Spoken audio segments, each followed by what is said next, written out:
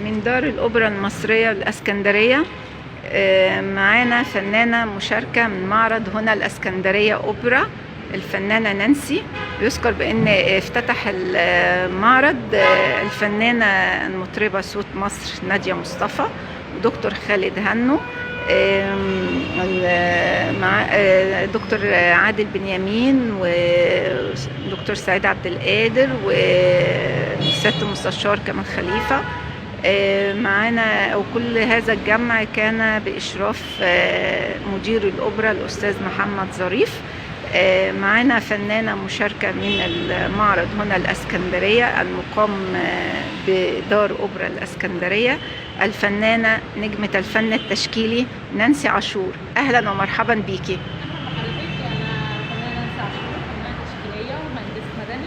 أنا بحيي دار الأوبرا على معرض جميل هنا الإسكندرية يستحق النجمة المطربة في مصر الفنانة نادية مصطفى.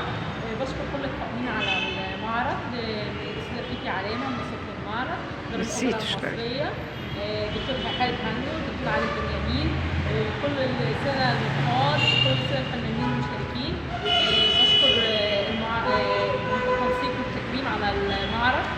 بشكر الفنانة نادية مصطفى إن هي دعمتني وساعدتني، وأنا قدمت لها بورتريه شخصي إبداع ليها وهي مبسوطة فيه جدا، وكانت ذوق خالص والحفلة كانت جميلة وكل حاجة كانت حلوة بجد. ومبسوطة جدا يا أستاذة كيكي على المعرض، وإن شاء الله يعني نعمل سلسلة معارض قادمة إن شاء الله سواء في دار الأوبرا. ده كان أول حدث يبقى في دار الأوبرا المصرية، أول معرض نعمله هنا.